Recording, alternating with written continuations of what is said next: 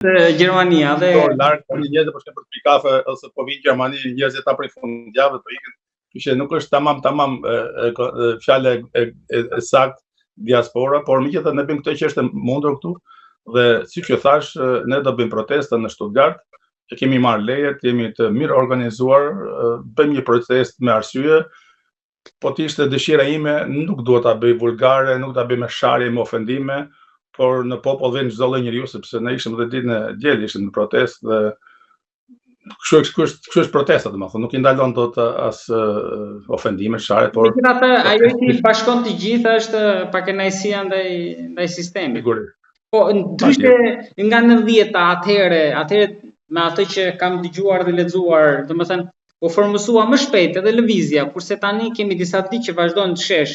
Mendoni që duhet të kthehet sa më shpejt në një lëvizje, në një subjekt politik që të kapitalizohet I gjithë kjo? Se rrezikon ndoshta mos të ketë kalojë në lodhje? Në vitin 90 kishim falin qëllimet ishin shumë të afërta, njerëzit ishin të gatshëm, pakënaqësia ishte aty, ne kishim një presion, se ishim se një nën presion, na mungonte liria, na mungonte teknologjia. Po ta mendoj sot për shembull, si student inxhinieri kam qenë në vit 5, gjitha veprimet I bënin me dorë sepse s'kish makinë llogarisë. Sot është e pamundur, domethënë ta mendosh, ose kemi pritur radhën gjithë natën. Ishte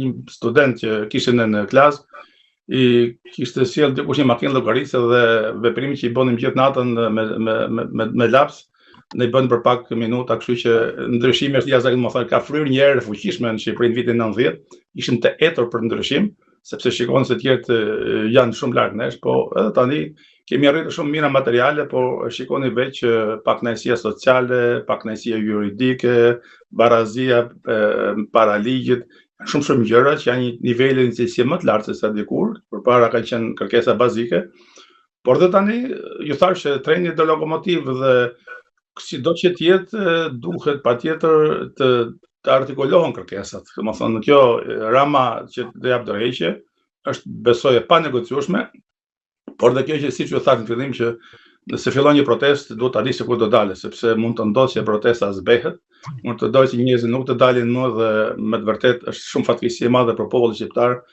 që duke I zbehur, duke I përçar Rama të vazhdoj të jetë pushtet, është një fatkeqësi kombëtare. E fundit, shikoni fundin e lumtur të kësaj proteste apo të hidhur? Si të tjera? Besoj, nuk e di, nuk e shikoj të hidhur, jetoj gjithmonë me shpresë, e shikoj pozitivisht, shpresoj që të ndodhë ndryshimi, por me disa nënpika. Besoj që ndryshimi do të vijë nëse protestuesit me të vërtetë e shtojnë dozën, e bllokojnë Tiranën, bllokojnë Shqipërinë, që një farë të japi shamat Edi Ramës, por Rama nuk besoj të tërhiqet nga këto, sepse në fundit ai ka çfarë të humbë gjithçka. Dhe besoj që pa ardhur një telefonat nga diku që shiko tani e ke tepruar ose jep dorëheqje ose largoj protestuesit, kur vi këtë telefonat besoj që Rama do reagoj sepse kundër të mëdheve nuk del dot përballë. E ka të pamundur. Kështu që protestuesit plus ndikimi nga jashtë besoj që Rama do ta arrëzojnë.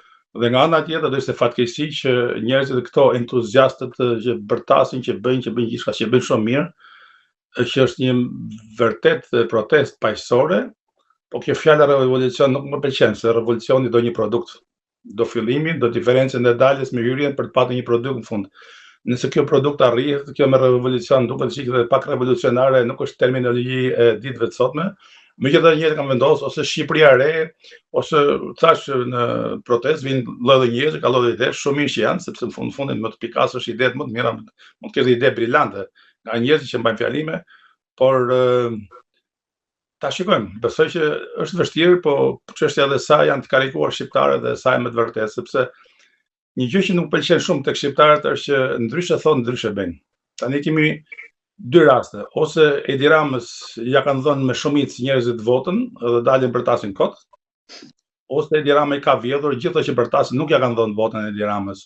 Unë shikoj edhe në diasporë, Rama fitoi, kur s'kam besuar që ka fituar me drejtësi, se në fundit edhe Parlamenti Evropian dhe Komisioni Evropian ja verifikuan, ja vërtetuan, dhe I thanë ja shkruajtë në zezë në të barë, që ti I thanë I ke bërë pa drejtësi, ke manipuluar administratën, ke vjedhur votat, ke bërë këtë. Po që në punë kjo tani, kjo një vit e ca ka kaluar, një vit u bë Edi Rama po shtet, edhe të keqen e ka bërë jo vetëm vitin e fundit, por i dha mundësinë që ta shkatërrojë gjithçka që nuk është e gozhduar dhe e përqinosur, gjithçka po shkatërrohet në thembel. Që nga besimi i njeriut, në formë shpirtërore, mendore, ideologjike deri tek pasuria e shqiptarëve, dhe megjithëse nuk është vetëm pasuria, po njerëzit janë të lodhur, janë të shkatëruar nga padrejtësia. Një miku im që këtu në diasporë më tha që ishte në Shqipëri edhe kishte për të bërë dokument për të rregulluar, tha është tmerr. Hyn në një zyrë, gjen një hajdut. Shko te zyra tjetër, gjen një hajdut. Nuk kudo që shkosh të kërkon lek. Kjo është tmerr. Kjo sikur janë ku ndalën në zyrat e shtetit për të bërë plaçk, jo për të mbaruar hallet e qytetarit që paguhesh nga taksat e këtyre fukareve, njerëzve që natë ditë punojnë, kanë dyqane, kanë biznese, i vogël i paguan, shteti me taksa mban këmbë. Ai shikoj që një qafir, një kopuk që është djali i zgjuar, inteligjent, ka bler diplomë, ka zënë një vend punë në bashki, edhe e përdor derën e shtetit për të bërë lek, kjo është e papranueshme, e patolerueshme dhe kjo është sepse shqiptarët ikën, familjarët nuk e kanë refuzimin të jenë bashkuar që po të bashkuar siç e bashkuar sot shqiptarët nuk do ndodhe kjo që po na ndodh sot. Ndërsa në lidhje me Zvernecin, këto media gjermane e trajtojnë në mënyrë shumë të ulët, më duket mua, por ul shqiptarët e në nivel jemi. Këtu media gjermane kanë marrë një intervistë Ivanka Trump që thonë që ka kaluar me të shoqen me jahtë andej, dhe ku jemi këtu, si ishill i bukur, kështu e trajtojnë gjermanët. Ku jemi këtu, çfarë bëni? Okej, merr pak telefon kryeministrin, ta blej këtë ishullin. Më thënë, fuqia, kryeministri i shet sikur ketë toka të me 7.500 ishin, që ka marrë kollaj dhe shet kollaj. Kjo është fatkeqësi për neve edhe për kryeministrin për një politikë tillë. Kështu që duhet patjetër të vijë ndryshimi, nëse vjen ndryshimi, ku do shkojmë pastaj, sepse me Ramën nuk besoj të vazhdojmë dot më.